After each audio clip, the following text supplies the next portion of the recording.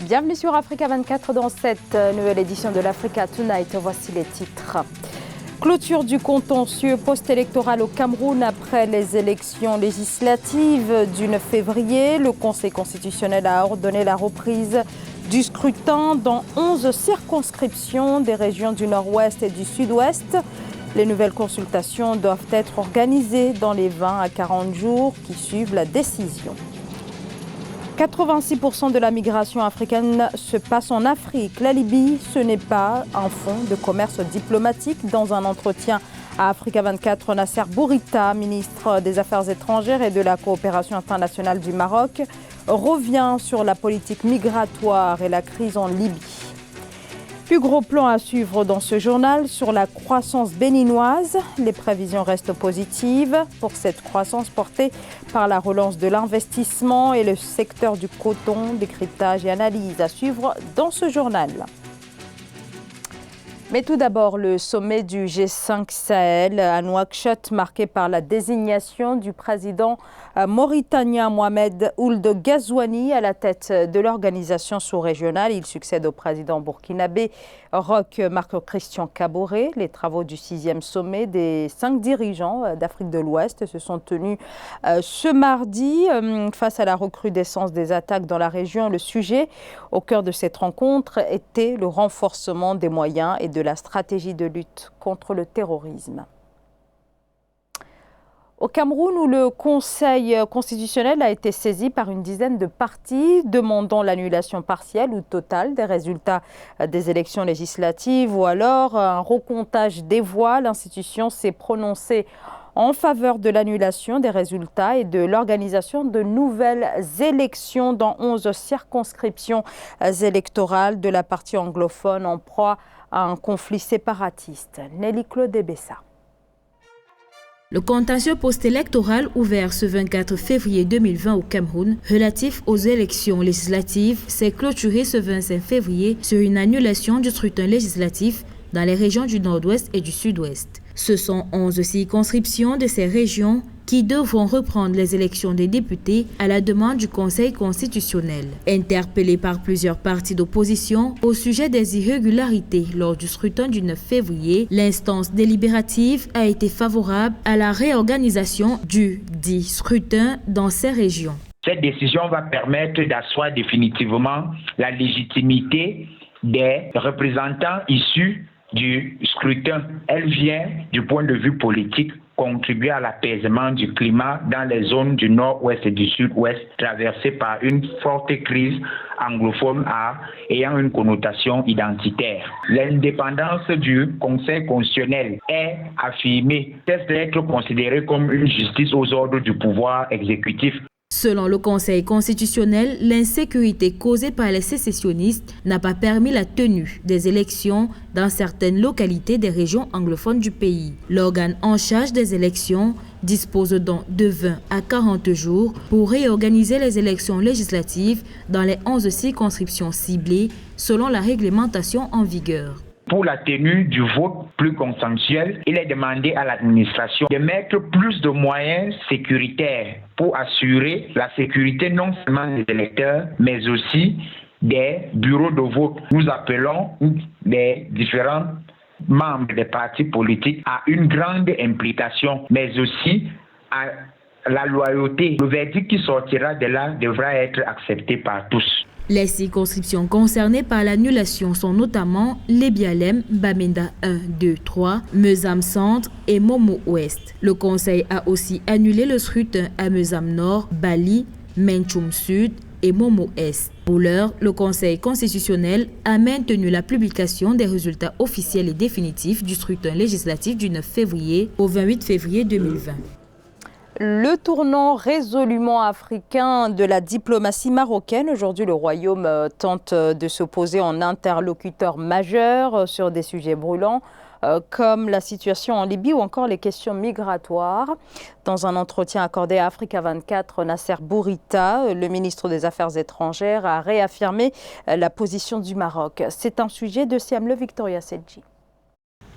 Ces dernières années, jamais le royaume chérifien ne s'était autant investi dans la recherche de solutions aux défis communs de l'Afrique. Lors d'une interview accordée à Africa 24, Nasser Bourita, le ministre marocain des Affaires étrangères, est revenu sur la démarche et la position du Maroc quant aux événements marquants de l'actualité du continent. D'abord sur l'épineuse question migratoire, objet selon lui de nombreuses manipulations, une situation qui a poussé le Maroc à lancer la création d'un observatoire africain de la migration soutenu par l'Union africaine. On essaie de présenter une sorte de déferlement africain sur l'Europe, alors que la réalité, c'est que l'Afrique ne représente que 12% de la migration vers le continent européen. 86% de la migration africaine se passe en Afrique. Comment approcher le phénomène loin des stéréotypes?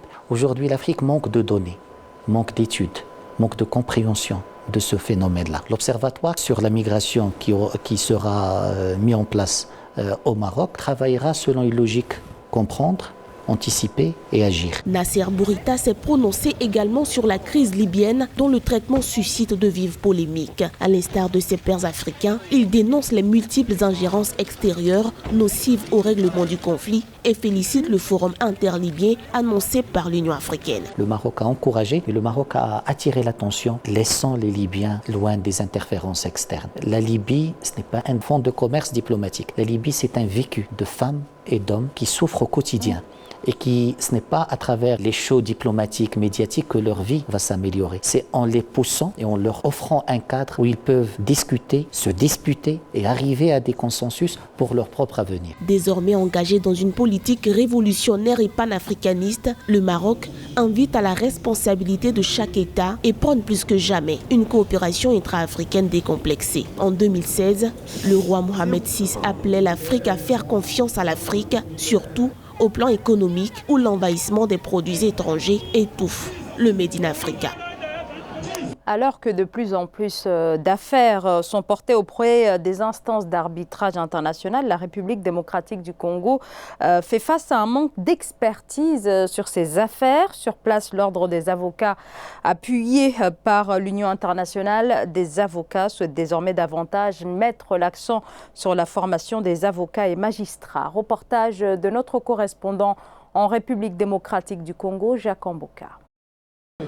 C'est un déficit criant des avocats et magistrats congolais dans les instances d'arbitrage international que notent les observateurs. En conséquence, la majorité des contentieux soumis à la Cour d'arbitrage international est prise en charge par des défenseurs expatriés. Une situation qui préoccupe l'ordre des avocats congolais et l'Union internationale des avocats. Effectivement, on en compte quand même très peu, même si nous avons une activité aujourd'hui intense au niveau de la Cour commune de justice et d'arbitrage d'Abidjan, car en effet, le contentieux porté par la RDC devient lourd, et donc il est nécessaire que les avocats soient de plus en plus outillés, à la fois pour manier les instruments CCJA, mais également pour manier le règlement de procédure CCI. Les dossiers soumis à l'arbitrage international concernent souvent des pays en conflit sur un contentieux, mais aussi des grandes entreprises. Ce sont des enjeux financiers très importants qui nécessitent une expertise avérée de la part des arbitres, des avocats des parties en conflit et même des témoins. Régler les litiges d'investissement, c'est sur des montants très importants. C'est 1 million et quelquefois 1 milliard de dollars. Et si vous n'êtes pas quelqu'un de très outillé, de bien formé et connaissant la matière, vous pouvez rendre des sentences, des décisions qui vont être après réduites à néant par le fait des recours. Notons par ailleurs que, dans le but de faire des avocats congolais les défenseurs des contentieux au niveau de la Cour d'arbitrage international, une soixantaine d'entre eux ont été formés à Kinshasa le 20 février 2020. Une initiative qui doit se poursuivre pour le renforcement de leurs capacités en la matière. Le continent africain est confronté à un véritable emballement de la dette. En 10 ans, la dette publique en Afrique subsaharienne est passée de 38% à plus de 52% du PIB. L'abondance des financements accordés par la Chine pour des projets d'infrastructure inquiète le FMI, la Banque mondiale, mais aussi les agences de notation. Ange Bijou-Nomenio. L'agence de notation Moody's prévient. L'Afrique subsaharienne court un grand risque financier. Le niveau de la dette continue de grimper et rien ne semble pouvoir l'arrêter. Depuis 2012, elle est passée de 27% à 52% du produit intérieur brut. On constate que les emprunts sont de plus en plus soumis à des conditions non concessionnelles, les emprunts extérieurs. Parce que pour autant, il y a beaucoup de besoins en financement. Pour autant, ceux qui disposent de ces fonds durcissent un peu les conditions. Et ce qui amène plusieurs pays à chercher à se tourner vers les marchés financiers internationaux, s'exposant ainsi d'abord à la volatilité des marchés financiers et surtout à des chocs comme ceux que nous avons connus tout dernièrement, le choc pétrolier, la chute des cours du pétrole, qui diminue les ressources et aussi les chocs sécuritaires. L'explosion des eurobonds a fortement boosté le niveau de la dette. De 2010 à 2019, plus de 16 milliards de dollars ont été collectés dans le cadre de cette obligation. À cette situation s'ajoute une dette chinoise qui demeure importante. Il faudrait que les États essayent de voir dans quelle mesure elles doivent travailler avec beaucoup de discernement, essayer de trouver la bonne dette, parce que la nature de la dette est aussi déterminante. Donc, les États ont besoin de financement. La dette est nécessaire pour financer les projets, mais il faudrait qu'on fasse très attention parce qu'il y a beaucoup de difficultés, on a beaucoup de problèmes, parce que ces dettes-là ont beaucoup d'embûches. La Banque mondiale et le Fonds monétaire international ont fait le même constat que Moody's. Les émissions de dette souveraine ont fortement progressé depuis 2018. La baisse des revenus fiscaux et la chute des cours de matières premières ont forcé plusieurs gouvernements à revoir leurs objectifs d'endettement à la hausse. Des investissements soutenus, un déficit et une dette maîtrisée. Le bilan économique du Bénin qui connaît également une forte croissance portée entre autres par le programme d'action du gouvernement et la production de coton. Le pays devenu en 2019 le premier producteur à l'échelle du continent. Les précisions d'Ange Bijou Nomenio. Le programme d'action du gouvernement béninois semble avoir donné de bons résultats au Bénin. Selon le Fonds monétaire international, le taux de croissance est évalué à 6,7%, les investissements soutenus et la dette maîtrisée. Les recettes fiscales rentrent mieux et le déficit budgétaire est contenu sous le plafond des 3% du produit intérieur brut fixé par l'Union économique et monétaire ouest-africaine. Des données ont été livrées prouvant bien entendu que le Bénin a connu une croissance sur le plan économique, mais en réalité ce sont des données macroéconomiques. Quand vous êtes dans un pays où l'emploi devient précaire, où les entreprises ferment, ce sont des sociétés qui sont désignées au regard des modifications intervenues dans la loi. Je parle bien entendu du partenariat public-privé. La croissance économique du Bénin s'explique également par le boom de la production cotonnière, la hausse des recettes portuaires et le dynamisme de la construction. Si les résultats obtenus jusque-là sont probants, ils ne garantissent pas pour autant une pérennité dans le temps. Je pense qu'il faut aller au-delà de ça. Comment la richesse se redistribue? Quand on focalise l'attention bien entendu sur les actes en direction des couches les plus basses, on peut vous dire qu'on a sorti un certain nombre de milliards pour impacter la population pauvre. Mais cette population pauvre impactée, quel est l'effectif? Les perspectives de l'économie du Bénin sont favorables, avec un taux de croissance du produit intérieur brut projeté à 6,6% en 2021. Elle demeure toutefois caractérisée par une faible productivité et la prédominance du secteur informel qui renforce les déséquilibres structurels et creuse l'écart entre la croissance effective et la croissance potentielle. Au Mali, l'Office de la Haute-Vallée du Niger a annoncé une hausse de la production agricole durant la dernière campagne. Les autorités qui attribuent cette conjoncture à la poursuite notamment de la subvention des engrais se félicitent même d'un excédent céréalier qui a pu être dégagé. Amenedji.